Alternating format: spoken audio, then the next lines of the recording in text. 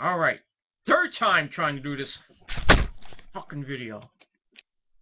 And yeah, I slammed my camera. I don't give a fuck. Whatever.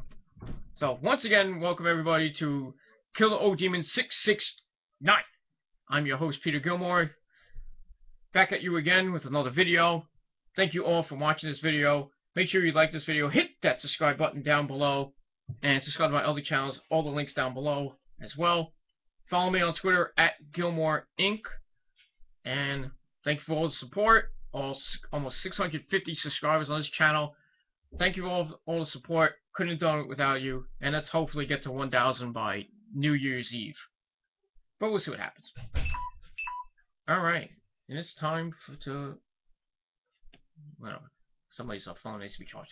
So anyway, it is time for your late, out-of-date TNA Impact Wrestling review for November the 11th, 2014.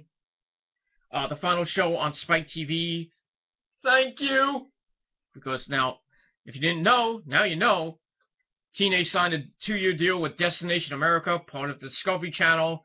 If you don't have the channel, just look it up on your local cable provider. If you have Optimum, it's 172. And I have it, so I'll be watching it every Wednesday night live on Spike TV. Well, not live. Well, on Spike TV. So this will be the final the final TNA review of 2014. They're gonna do some clip shows for the rest of this year. I'm not even gonna bother reviewing them. So next Friday night, you'll get a SmackDown review. That's when I'm gonna be doing SmackDown reviews up until January the 7th. And that's it. So SmackDown reviews coming for the rest of this year until TNA comes back on Destination America, January 7th, 2015.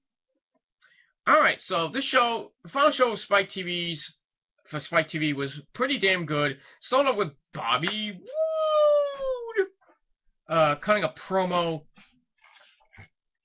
saying that he tried to end Eric Young's career last week by stomping on his elbow, hyperextending the elbow. And he tried to do the same to Austin Aries, but Bobby Roode saved him.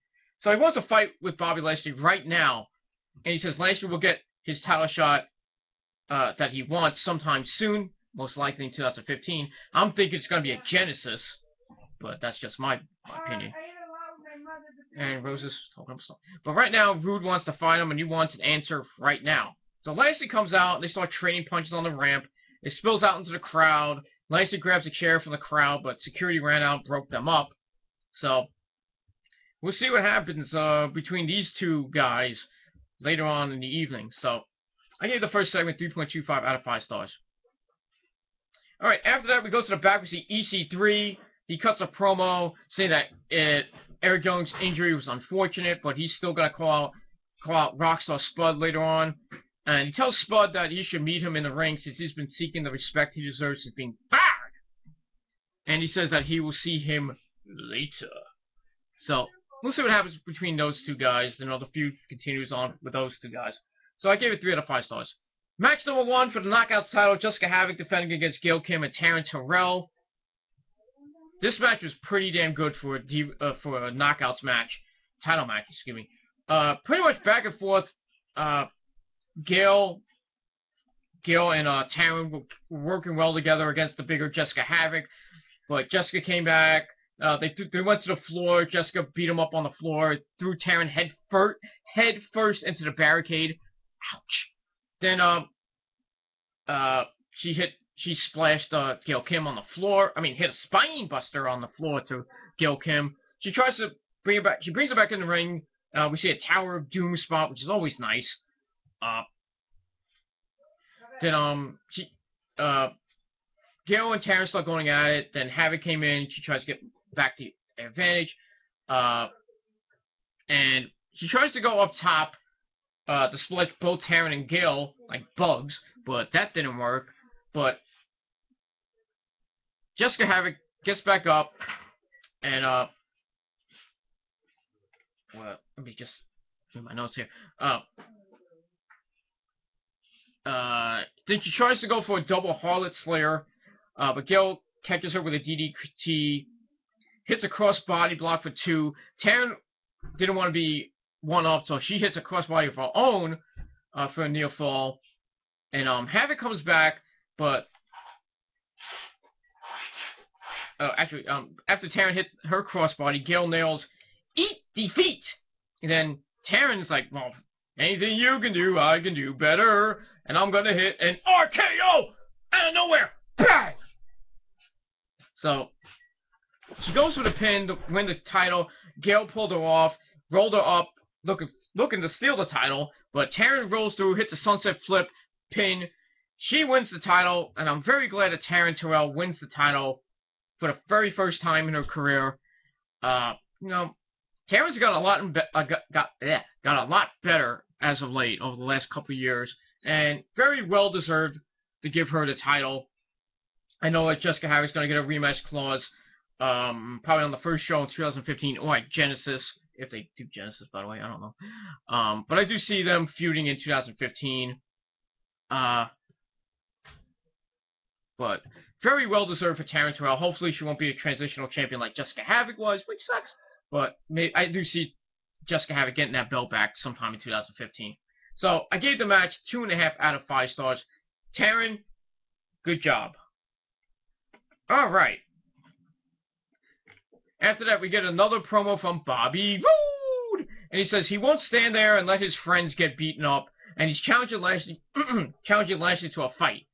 So he says now the roles are reversed, and usually he's the one getting called out. But this time, he tells Lashley that the fight has just begun. So we'll see what happens later on in the night if these two guys beat each other up again. But we'll see. Alright, match number 2, Kenny King taking on Chris Melendez. And this match was okay. I'm not really liking this feud between Kenny King and Mr. Anderson is involved with Sergeant Chris Melendez. I'm not really big on it. I mean, Chris Melendez still looks green to me in the ring. But this match was okay. Chris Melendez started off hot, got Kenny King all pissed off, and Kenny King started talking trash to the cameras. But Kenny King came back, worked on the leg a little bit of Chris Melendez. But Chris Melendez fought back with some offense, tried to get momentum back. And he tried to go for a fireman's carry slam for the win. But MVP comes in out of nowhere, beats up Chris Melendez with a chair, hits him in the back. So the match ends in a no contest, DQ. Which sucked.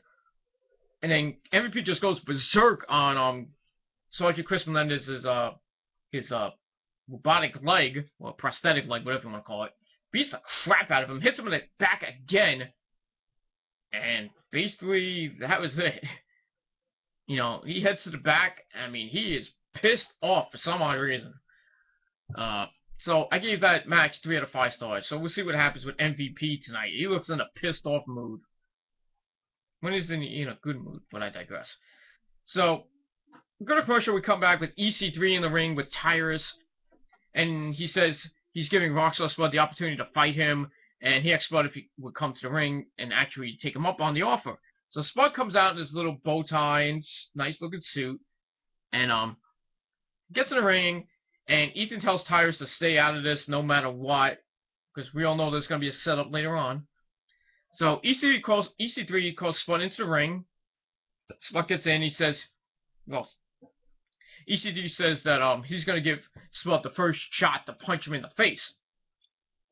So he's taunting him and daring him. Come on, Spud! Hit me in the face! Come on! Hit me! So Spud's like, I'm not going to hit you in the face, Mr. Carter. I'm gonna kick you in the balls! So he kicks him right square between the legs. Then he starts punching him a little bit. I think he busted him open in the head. But EC3 regains control, stomps and kicks him a few times. Then he slams Spud's head on the mat. And Spud tries to fight his way back. But Ethan shoves him back down. Then he calls in for the big guy, Tyrus, who connects with a elevated, looked like a rock bottom without, dragging him down. Just pick him up, clothesline him down. And then EC3 gets back on the mic. He says he's going to take Spud down piece by piece. And he gets some scissors, or hair clippers, whatever you want to call it. And he cuts a little lock of Rockstar Spud's hair and just flips it up into the ring, and that was it. So it looked like this match is going to continue. I wouldn't be surprised if it's a hair versus hair match coming up in 2015. But we'll see what happens where this feud goes. And that's pretty much it. So I gave that segment 3.25 out of 5 stars. Alright, we go to the back, and we see Kurt Angle, and he's in a mood because what MVP did to Sergeant Chris Melendez, because he's a real American. He lives in America. So Kurt runs into Kenny King, and he asks Kenny King where MVP is, and Kenny's like, I don't know. And then MVP comes behind like a little bitch, and he attacks Kurt Angle from behind. Starts punching him in the head a little bit, and then he stops, and Kenny King tells MVP that you've lost your mind, and why did you just do that? And MVP just storms off saying that it's been a long time coming. So I'm thinking that, you know, that Kurt Angle is probably going to be taken away from the director of wrestling operations, and in 2015 he's going to start a feud with EC3. But we'll see. So I gave the backstage segment 3 out of 5 stars. Afterwards, we get to match number 3. Braun taking on Tommy Dreamer in a hardcore match. And this match was fucking sick! And here's your nook. This match was sick. I mean, it was an old school ECW, CCW type brawl. We saw blood. We saw chairs, kendo sticks, trash cans, barbed wire chair, and a cheese grater to boot. This match was freaking sick, ladies and gentlemen. You know, Tommy had the advantage. He tried to go for a power driver on the chair, but Magnus comes in, you know, furthering the feud with Dreamer and Devon. And Magnus comes in.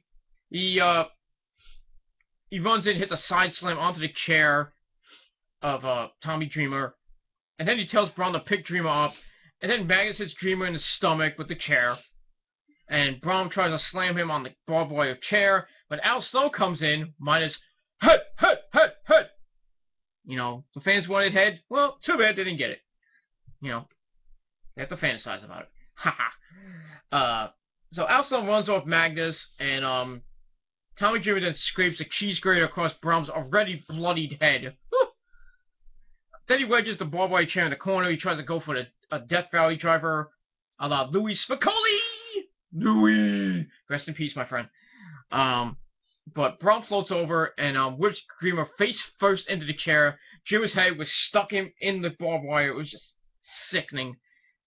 Then he pulls Dreamer away from the barbed wire chair. Then he hits a elevated DDT, or if you don't know, if you haven't seen it before, it's Edge's Execution. And was it the Execution? I think it's the Execution. What do you call it? For the win, and a very sick, bloody freaking brawl. I gave 4 out of 5 stars. It was just that good. Whew, sick. Match of the night right there. Alright, then we go to another match. Match number 4 for the X Division title. The vacant title that Samoa Joe gave up last week since he's having surgery on his, believe his shoulder. It was DJ Zero Ion, Tigre Uno, Manic, and Loki going at it. And I thought this match would be better, but it was pretty, you know, fast-paced. Each man getting their own offense in. We're getting near the end, and we see Manic slamming Zero Ion and makes the cover, but Uno then, as Tigre Uno leads off the ropes, hits Manic before Loki takes him up top. Headbutts Tigre Uno a few times, but Uno punches him and goes for a Hurricanrana, but Loki blocked it. And I thought he was going to go for a top rope Styles Clash a la AJ Styles. Bullet Club, baby. But Loki hits the Key Crusher off the top rope for the win. We have a new X Division champion, ladies and gentlemen, and his name is Brooklyn-born Loki. I believe Loki is a 3-time champ. I might be mistaken on that. I might have to check with Andre Kubil, my good buddy from the north, on that. But glad that Loki has the title back. I think I do see a bright future with him in TNA with the title going into 2015. I do see him and Samoa Joe reviving their little feud that was going on. I think Joe will probably get the title back, but we'll see what happens in 2015 between these two great athletes, and see where the X Division goes in 2015. So we'll see about that. Alright, there we go to a promo in the back with MVP. He's on his cell phone trying to get in touch with Bobby Lashley, but it goes to voicemail. And he says he thinks Kurt Angle is going to pull a fast one and Lashley needs to be here. You need to be here, Lashley. I think he's going to fire me. Then we see Kurt heading to the ring. And he says that back then MVP used to be in charge and he used to have friends. He used his friends to get what he wanted. He says he's a real man. He's an American. He's got a beard. No, he doesn't have a beard, sadly. And he handles things in the ring. And it's his job to contact the board of directors because MVP can't put his hands on him. So MVP comes out and he's like, oh, Kurt had to call his mama. You know, basically the board of directors saying, you're a little bitch for calling the board of directors. And, you know, and he's saying that he's sick and tired of this entire company. Well, if you're sick and tired of it, then leave. I'm sure Vince and Triple H will welcome you back with open arms, but I digress. So, Cook is on the mic. He says, well, I'm not going to fire you, MVP. It's a new, you know, says the new year is drawing close, and he wants to start things off in the right way. So he drops the mic, beats the crap out of MVP. They slug it out on the mat. Kenny King runs in, and he and MVP double team Kurt. MVP hits Kurt with a blackout kick, knocking him outside the ring. And Kenny King's like, you know, was looking on, was like, what are you doing? And MVP is like not having any of it, pushes Kenny out of the way. And then we see Ken Anderson slowly run to the ring. He attacks Kenny King, furthering their feud, I guess. But then Lashley comes in out of nowhere, drops Anderson with a sick as crap spear. So, and then we see Bobby run out, and the fight is on between him and Lashley in the corner. They start slugging it out, punch for punch, as the show comes to an end. Great way to end the show. I gave it 3.5 out of 5 stars. You know, a great impact to end Spike TV's, with Spike TV. I think it was great. I gave it 7.25 out of 10 stars. Let me know what you guys thought of Impact last night in a comment or a video reply down below. And there was Rose's coffee. Is that coffee? Chocolate. Huh? Chocolate. Hot chocolate? Huh. So, anyway. Let me know what you guys thought of Impact down below. And a little bit kind of summarized version of Impact tonight. In fact, last night, I should say. So, you know. So, final TNA Impact review on this channel for 2014. However, TNA will... Excuse me, 1 second. Excuse me. It's cold, ladies and gentlemen. I got a cold up the wazoo. So, thank you for watching all my TNA reviews for 2014. Thank you for all the support for them. I got a lot of views, a lot of new subscribers off it, you know, and my Raw reviews, which will still continue in 2015. I will be doing SmackDown reviews starting next week, not this week, next week. So, you will get the November 28th edition of SmackDown review.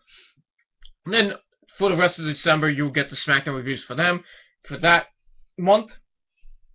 And then starting back on January 7, 2015, the TNA reviews will come right back. So, all the TNA reviews that you love watching, you gear up for every time I do these TNA reviews and my Raw reviews. The TNA reviews will be coming back, so don't worry. You'll only be missing about 5 weeks worth of TNA reviews. But thank you again so much for all your support on these TNA reviews. You know, because I really do support TNA. I'm not a big TNA mark, but I do want to see TNA succeed. And I think 2015 is going to be a banner year for TNA. New TV deal, hopefully better ratings, great matches come up in TNA, and we'll see. Maybe TNA will get a big name star. You know, there's a rumor that Alberto Del Rio was going to sign, but that got shot down really quick. But I digress. So, thank you all for watching this video. Thank you for a great year with TNA reviews in 2014. And we'll see what happens in 2015. with TNA. So, Spike TV, fuck you. I hope your channel gets cancelled. Because you suck. All you show is cops. Lame as fuck. The only network for men that only shows cops and Bellator. Fuck Bellator. Whatever. But I digress as usual. So thank you all for watching this video. Hit that subscribe button, hit that like button, share this video on Google+, Facebook, Twitter, Tumblr, everywhere on the internet. And that's pretty much it. So I'm Peter Gilmore. Have a great weekend, everybody. And that's it. So thank you all for watching. I'll be back again with your Raw review for the night after Survivor Series. With that, TGC 92 coming a little bit later tonight. We're going to talk about TNA's TV deal and Global Force Wrestling. So that should be exciting. Got a concert review coming up for that band right there in this moment from New York City last night. And if you haven't visited my Facebook page, you should, because it was a night to remember. And I'll talk about that more over the weekend on DMetalGod669. So check out all my videos, especially on my Pete Gilmore channel. Subscribe to all those channels. I know I'm talking a lot. I don't care. But thank you all for making the TNA reviews what they were. And hopefully you guys will make the SmackDown reviews even better. And who knows, maybe I'll do Raw, TNA, and SmackDown reviews come up in 2015. But it all depends on what you guys like and how much the support comes for the SmackDown reviews coming next week. So thank you all for watching. Peter Gilmore signing off for tonight. Have a great weekend, everybody, and we'll see you guys next time.